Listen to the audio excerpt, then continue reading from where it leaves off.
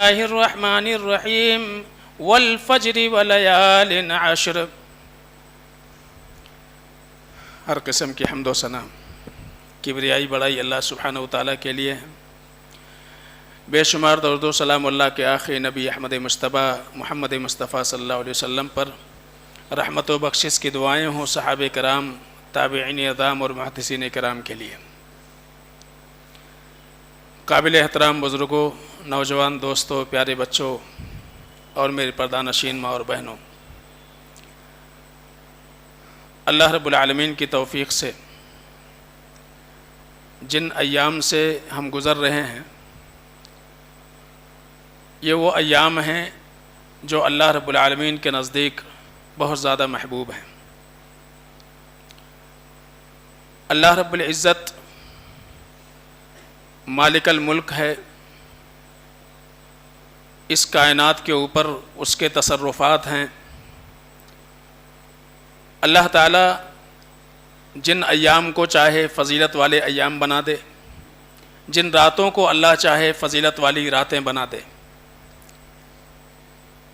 جس شخصیت کو اللہ چاہے ان کو افضل الرسل بنا دے، جس مہینے کو اللہ رب العالمین چاہے تمام مہینوں سے افضل بنا دے۔ یہ اللہ کا کام ہے۔ اللہ فرماتے ہیں والذین جاہدوا فینا لنہدینہم سبلنا۔ وہ لوگ جو اللہ رب العالمین کو راضی کرنے کے لیے، اللہ کی رضا کے لیے، اللہ کی خوشنودی کے لیے کوششیں کرتے ہیں، ان کے اندر اللہ رب العالمین کو راضی کرنے کا جذبہ ہوتا ہے، تو اللہ فرماتے ہیں کہ ہم ان کو اللہ کی طرف بڑھنے والے راستے آسان کر دیتے ہیں۔ لنہدینہم سبلنا، تو ہم ان کے لیے وہ راستے جو اللہ کی رضا کی طرف جاتی ہو، اللہ کی خوشنودی کی طرف جاتی ہو، وہ راستے ہم ان کے لیے آسان بناتے ہیں۔ اللہ تعالیٰ نے اس دنیا میں ہم کو اپنی عبادت کے لیے پیدا فرمایا۔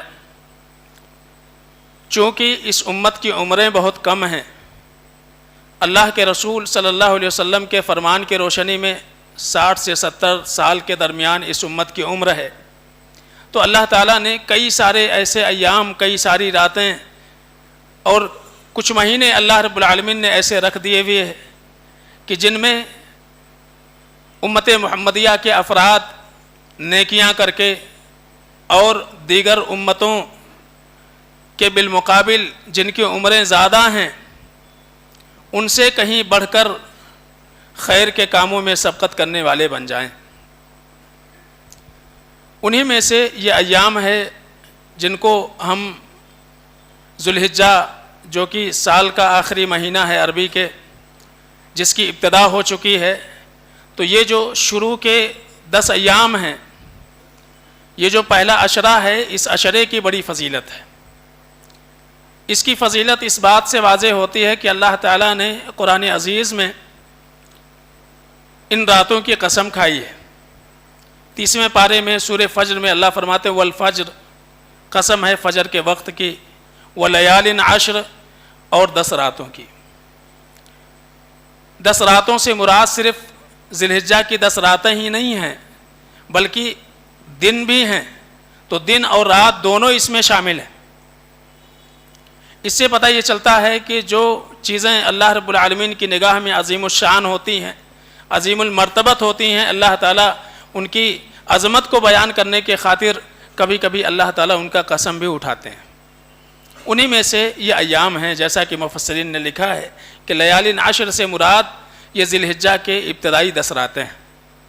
اللہ کے نبی جناب محمد مصطفیٰ صلی اللہ علیہ وسلم نے ارشاد فرمایا، حضرت عبداللہ ابن عباس رضی اللہ تعالیٰ عنہ راوی ہیں، صحیح بخاری کی روایت ہے، اللہ کے نبی فرماتے ہیں ما من ایام العمل الصالح فیہن احب الی اللہ من ہذہ الایام العشر، کہ اللہ رب العالمین کے نزدیک ذی الحجہ کے ابتدائی جو 10 ایام ہیں، ان میں جو اعمال کیے جاتے ہیں وہ اعمال دیگر ایام کے بالمقابل اللہ رب العالمین کے نزدیک بہت زیادہ محبوب ہیں۔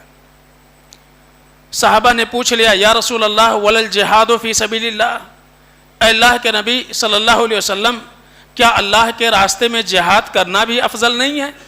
آپ نے کہا ولل جہاد فی سبیل اللہ، اللہ کے راستے میں جہاد کرنا بھی افضل نہیں، الا رجل خرج بنفسه وماله فلم يرجع من ذلك بشيء، سوائے اس انسان کے جو اللہ رب العالمین کو راضی کرنے کے خاطر اپنی جان اپنے ہتھیلیوں پہ لے کر نکلا، اپنے مال کے ساتھ نکلا اور اللہ کے راستے میں جہاد کیا، شہادت کے درجے پر فائز ہو گیا، نہ وہ لوٹا نہ اس کا مال لوٹا، تو پھر وہ انسان کو چھوڑ کر کے، تو اس سے پتہ یہ چلتا ہے کہ یہ جو ایام ہیں، بعض روایتوں میں ہے کہ اللہ کے نبی صلی اللہ علیہ وسلم نے فرمایا کہ دنیا کے تمام ایام میں سب سے زیادہ عظمت والے ایام ہیں، ان دنوں کو اللہ کے نبی صلی اللہ علیہ وسلم نے تمام ایام کے بالمقابل عظمت والے ایام قرار دیے۔ یہاں تک کہ ابو عثمان النہدی رحمہ اللہ یہ تابعی ہیں، اللہ کے نبی جناب محمد مصطفیٰ صلی اللہ علیہ وسلم کا زمانہ انہوں نے پایا، اسلام قبول کیا، لیکن اللہ کے رسول صلی اللہ علیہ وسلم سے ملاقات نہ کر سکے، اس وجہ سے یہ تابعی ہیں۔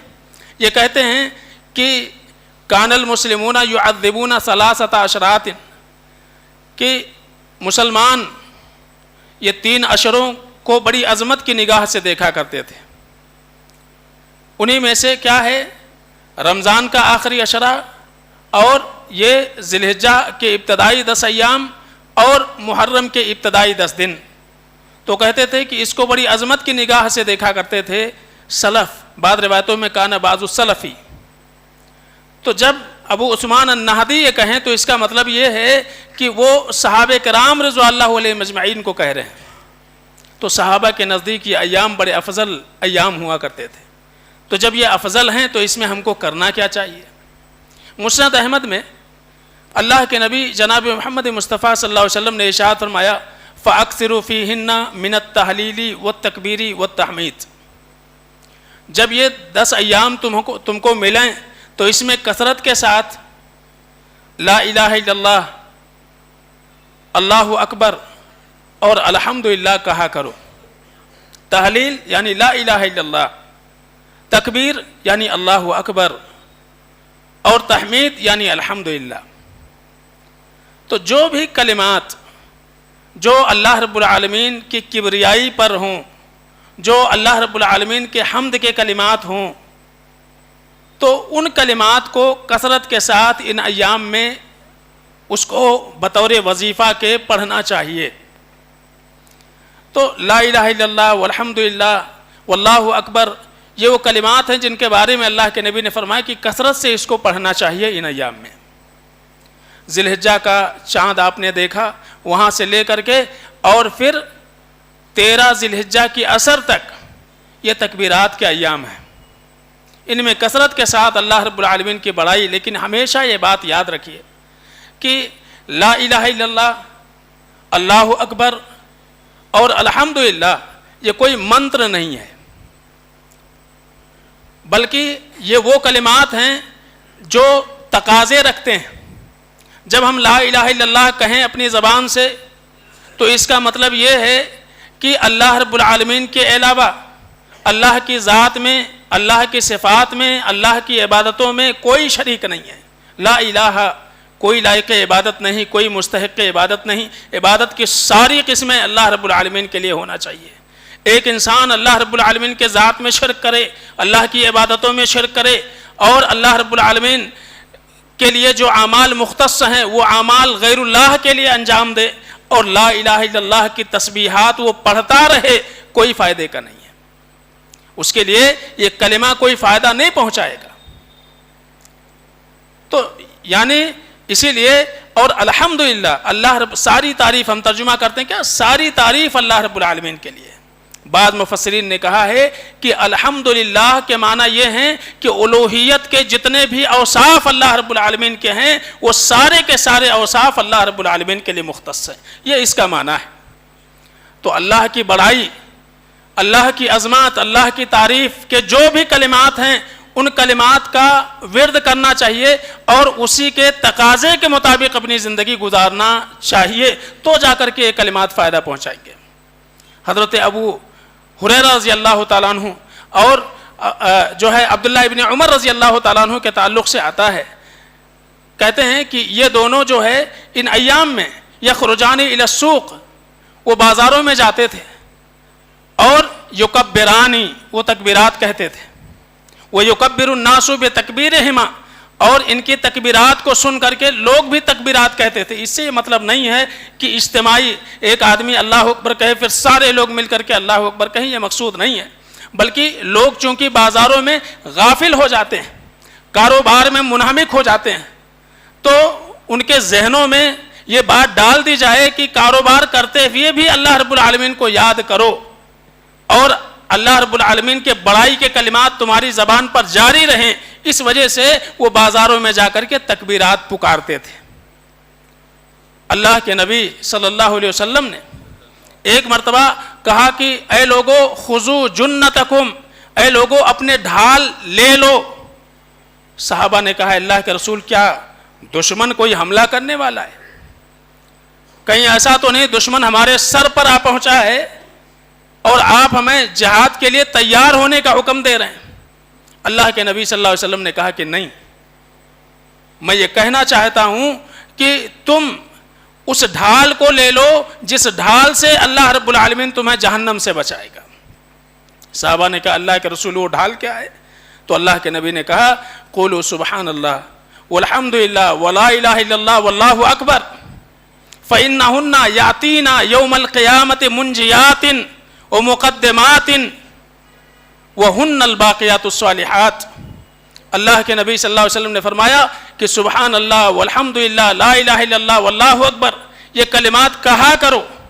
फ़इन्नहुन्ना यातीना यौमल क़ियामति मुंजियातिन, क़यामत के दिन अगर इन कलिमात को कहने के साथ साथ में इन कलिमात के तकाजे के मुताबिक तुम जिंदगी गुजारोगे, फ़इन्नहुन्ना मुंजियातिन, तो ये तुम्हें जहन्नम से निजात देने के लिए आगे बढ़ेंगी। इसके सबब अल्लाह रब्बुल आलमीन तुम्हें जहन्नम से बचाएगा। तो ये क्या हो गया? ढाल हो गया। और मुक़द्दिमातिन, और जन्नत की तरफ आगे बढ़ने में ये कलिमात तुम्हारे लिए मददगार साबित होंगे। और उसके बाद अल्लाह के नबी सल्लल्लाहु अलैहि वसल्लम ने फरमाया वहुन्ना बाक़ियातुस सालिहात, जो अल्लाह रब्बुल आलमीन ने कुरान में बाक़ियातुस सालिहात का जिक्र फरमाया है, यही वो नेकियां हैं जिनको बाक़ियातुस सालिहात कहा जाता है, अल्लाह रब्बुल आलमीन का जिक्र। तो चूंकि ये अफजल अय्याम है, इन अय्याम में हम चलते फिरते अल्लाह रब्बुल आलमीन की बड़ाई, अल्लाह रब्बुल आलमीन की तस्बीहात, अल्लाह की पाकी, अल्लाह की तारीफ़ात, ये कलिमात हमारी ज़बान पर जारी रहना चाहिए। हज़रत इब्राहीम अलैहिस्सलाम के ताल्लुक़ से आता, अल्लाह के नबी सल्लल्लाहु अलैहि वसल्लम, गालिबन इससे पहले भी मैंने जिक्र किया था कि अल्लाह के नबी वसल्लम जब मेराज में गए तो जहाँ अम्बिया से अल्लाह के नबी सल्लल्लाहु अलैहि वसल्लम की मुलाकात करवाई गई, हज़रत इब्राहीम अलैहिस्सलाम से जब मुलाकात हुई और वापस होने लगे अल्लाह के रसूल सल्लल्लाहु अलैहि वसल्लम, तो हज़रत इब्राहीम अलैहिस्सलाम ने कहा कि ऐ मोहम्मद सल्लल्लाहु अलैहि वसल्लम, आप वापस जा रहे हो, जाना और अपनी उम्मत से मेरा सलाम कहना और उनसे ये कहना कि जन्नत की जो सरजमीन है बड़ी ज़रखेज़ है, लिहाजा इसके ऊपर अल्लाह रब्बुल आलमीन के तकबीरात के ज़रिए, अल्लाह की तहलीलात के ज़रिए और तहमीदात के ज़रिए इस जन्नत की सरजमीन पर दरख्त लगाओ।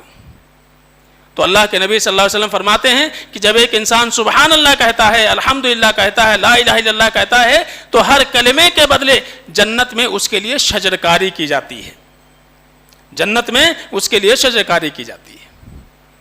और दूसरा अमल जो इस महीने में करना चाहिए वो क्या है? वो रोज़ों का अहतमाम। अल्लाह रब्बुल आलमीन जिसको तौफीक दे।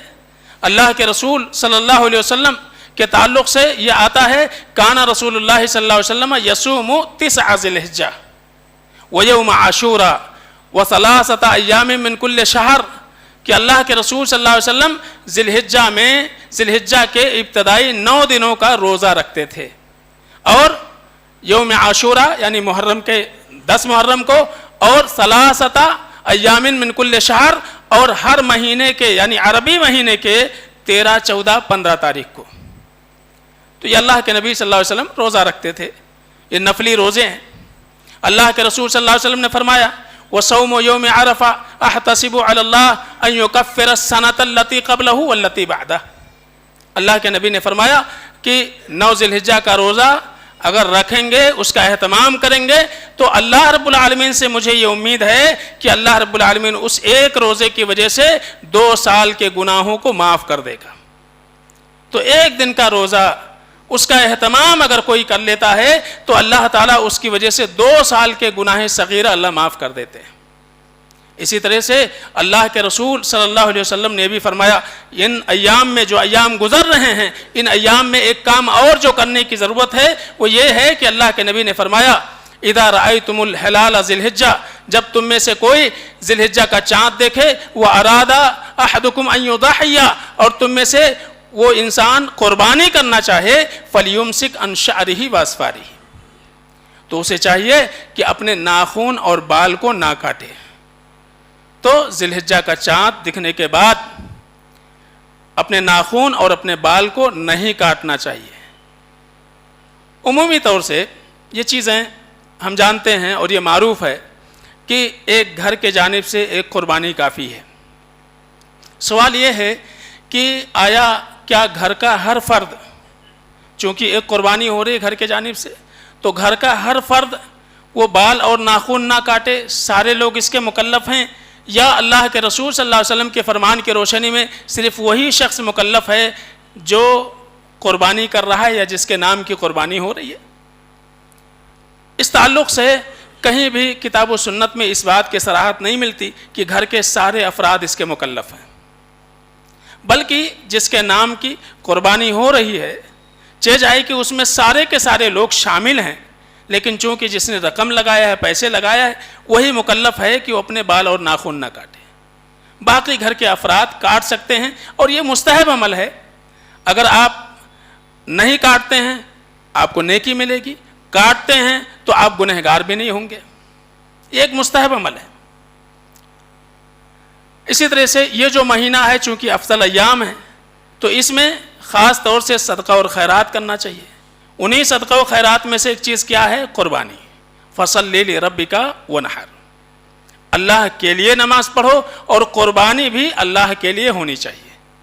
قربانی چاہے جس قسم کی بھی قربانی ہو، چاہے وہ جسمانی قربانی ہو یا مالی قربانی ہو، ہر قسم کی قربانی صرف اللہ کی رضا کے لیے ہونی چاہیے۔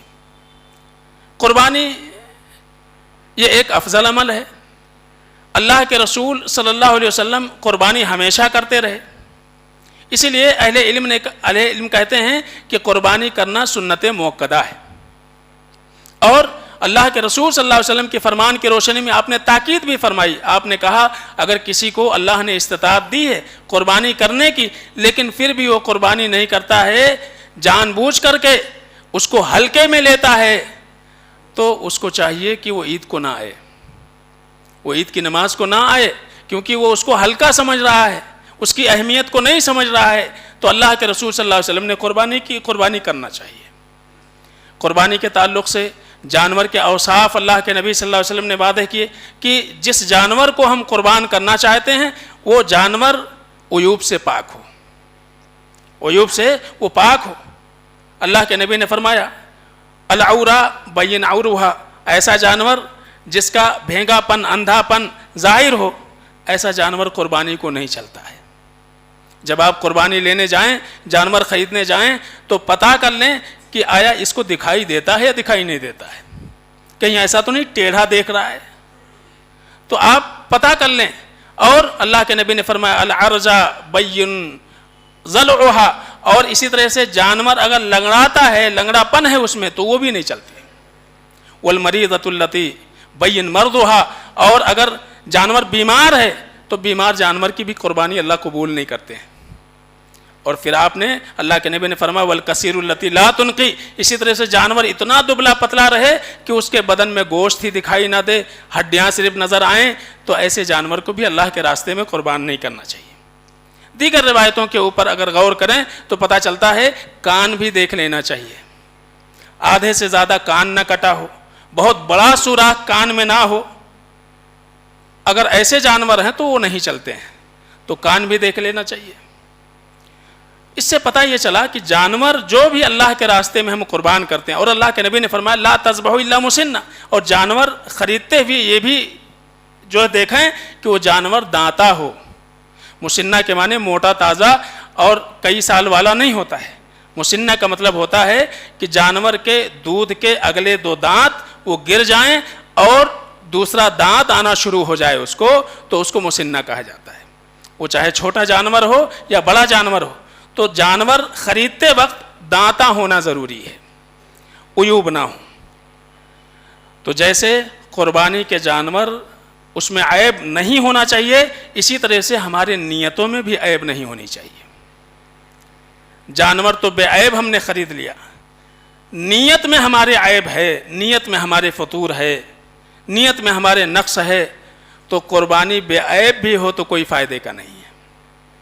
قربانی کا جانور خرید کے لائیں، اپنے وسعت کے مطابق لے کر کے آئیں اور پھر لوگوں میں بانٹتے پھریں.